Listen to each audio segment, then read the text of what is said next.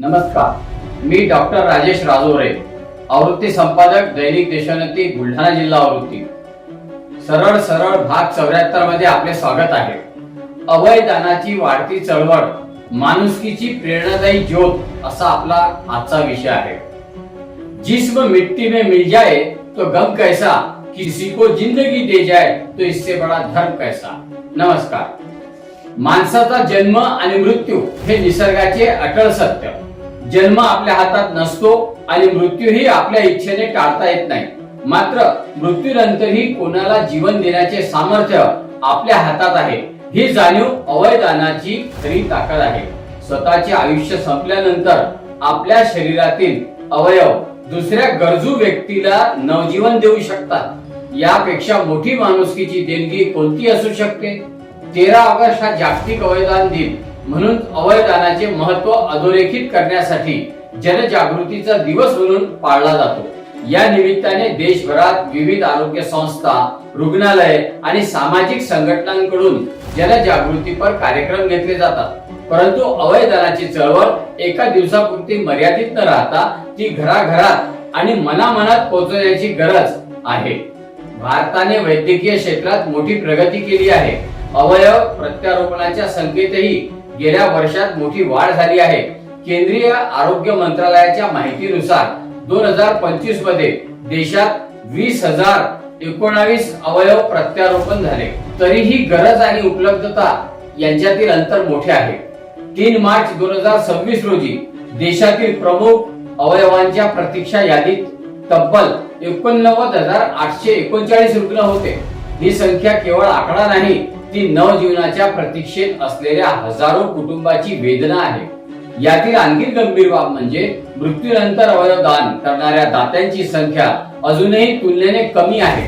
त्यामुळे अवयवदानाबाबत समाजात असलेले गैरसमज दूर करून मृत्यूनंतर अवयव दानाची संस्कृती निर्माण करणे ही आजची मोठी गरज आहे। अवयवदानाचा इतिहासही प्रेरणादायी आहे।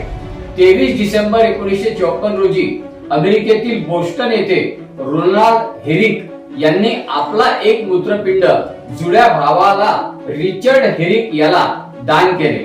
डॉक्टर जोसेफ मरे यांच्या नेतृत्वाखाली झालेली ही शस्त्रक्रिया जगातील पहिली यशस्वी मानवी अवयव प्रत्यारोपण शस्त्रक्रिया ठरली। भारताने या क्षेत्रात लक्षणीय प्रगती केली। 3 ऑगस्ट 1994 रोजी दिल्लीतील एम्स मध्ये डॉक्टर पी वेणुगोपाल यांच्या नेतृत्वाखाली देशातील पहिली यशस्वी मानवी हृदय प्रत्यारोपण करण्यात आले। अवयवदान म्हणजे केवळ मूत्रपिंड किंवा हृदयदान नव्हे, परिस्थितीनुसार मूत्रपिंड, यकृत, हृदय, फुफ्फुसे, स्वादुपिंड आणि आतडी यासारख्या अवयवदानांचे दान करता येते। त्याचबरोबर कॉर्निया, त्वचा, हाडे, हृदयाच्या झडपा आणि रक्तवाहिन्यासारख्या ऊतींचेही दान शक्य आहे। एका मृत दात्यामुळे अनेक गरजू रुग्णांना जीवनाची नवी संधी मिळू शकते। भारतामध्ये अवयवदान आणि प्रत्यारोपणाला कायदेशीर चौकट देण्याची मानवी अवयव आणि ऊती प्रत्यारोपण कायदा 1994 महत्त्वाचा ठरला। या कायद्यामुळे अवयवदान व प्रत्यारोपणासाठी कायदेशीर व्यवस्था निर्माण झाली।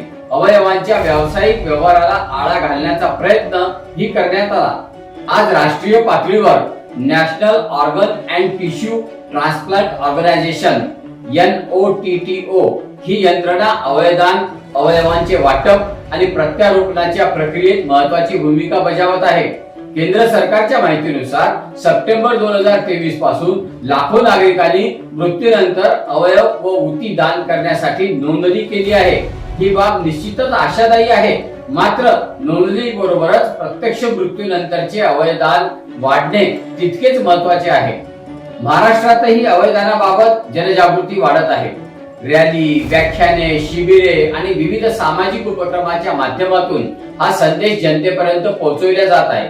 मात्र ही चळवळ केवळ मुंबई, पुणे, नाशिक, नागपूर यासारख्या मोठ्या शहरांपुरती मर्यादित न राहता गावागावात पोहोचली पाहिजे आणि ग्रामीण भागातील नागरिकांमध्ये अवयवदानाबाबत योग्य माहिती पोहोचविणे ही काळाची गरज आहे।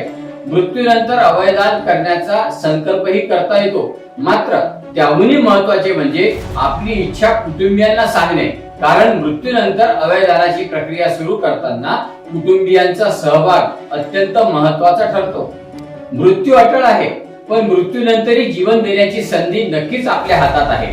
आपल्या शरीराचा शेवटचा श्वास थांबला तरी आपल्या अवयवांमुळे दुसऱ्याच्या शरीरात जीवनाची धडपड सुरू राहू शकते.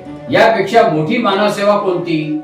म्हणूनच आज गरज आहे ती केवळ अवयव दान करा असे सांगण्याची नाही, तर अवयव दानासोबत कुटुंबात बोला, गैरसमज दूर करा आणि मृत्यूनंतरही जीवन देण्याची संस्कृती निर्माण करा असे सांगण्याची. शेवटी या आशयाचा एक शेर आठवतो, हम नहीं होंगे मगर हमारी निशानी जिंदा रहे, किसी की सांसों में हमारी कहानी जिंदा रहे, किसी के सांसों में हमारी कहानी जिंदा रहे. नमस्कार.